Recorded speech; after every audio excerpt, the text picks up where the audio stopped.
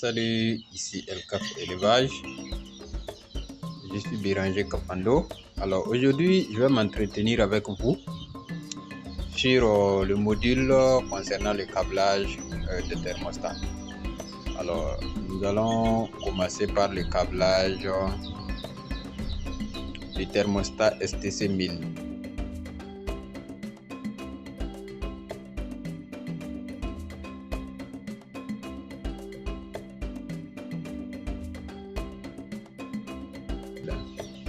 Alors, notez que STC 1000, c'est un thermostat qui est adapté pour les couveuses manuelles ou encore les couveuses semi-automatiques.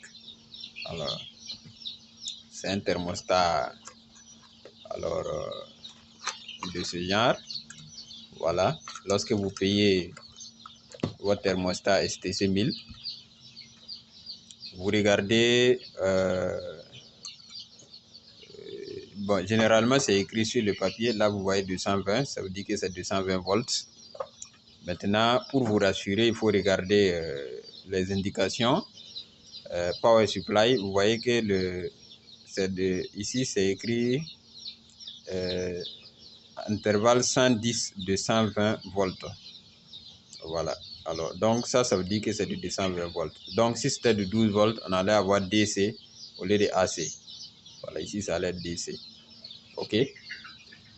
Donc voici un peu le schéma de branchement de STC 1000. C'est ce que nous allons faire dans la pratique. Voilà. Et il existe un câble qui sort avec ce qu'on appelle la sonde.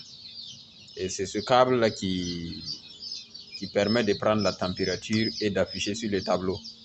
Voilà, et d'afficher sur le tableau ici. Alors, donc, on va rapidement enlever ce boîtier-là. Ok, donc, nous allons procéder donc à... Je vais vous présenter les différents ports. Voilà, comme vous le voyez, le 1 et le 2. Ça, c'est l'entrée directe du courant. Alors, le 3 et le 4, ça, c'est déjà la sonde que vous voyez, c'est-à-dire le capteur de la température. Le 6 et le 7, ça, c'est le chauffage, c'est-à-dire la résistance chauffante que vous voyez. Voilà. Et ça, c'est une résistance chauffante à 220 volts. Ici, c'est 100 watts. Celui-là, c'est 50 watts. Mais le tout, c'est 220 volts. Alors, ce sont ces appareils-là qui permettent donc de créer le chauffage. Voilà, le chauffage donc à l'intérieur de la couveuse. On peut aussi utiliser les ampoules, mais l'utilisation des ampoules n'est pas trop adaptée. Voilà, parce que ça se grille très rapidement et c'est même pas adapté pour la couveuse. Donc, raison pour laquelle nous utilisons des résistances chauffantes. Ok, donc, et enfin, les 7 et les 8, c'est-à-dire les derniers ports là, c'est pour le refroidissement, c'est-à-dire l'extracteur. En cas de forte chaleur, la couveuse doit extraire l'air chaud qui se trouve à l'intérieur. Okay, donc, c'est ce qui est indiqué ici, le 7 et le 8, c'est l'extraction. Voilà. Donc, le 1 et le 2, c'est l'entrée directe du courant. Le 3 et le 4, ça, c'est déjà la sonde qui est déjà branchée.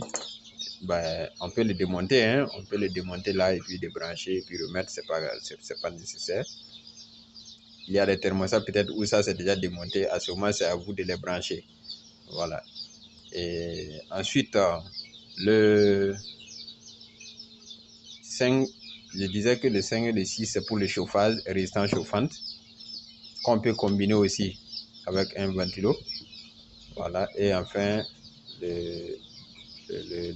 le refroidissement, c'est-à-dire l'extracteur, voilà, qui sera branché ici. Alors, donc tout de suite, nous allons commencer. Mais avant de commencer, nous allons d'abord commencer par le test unitaire.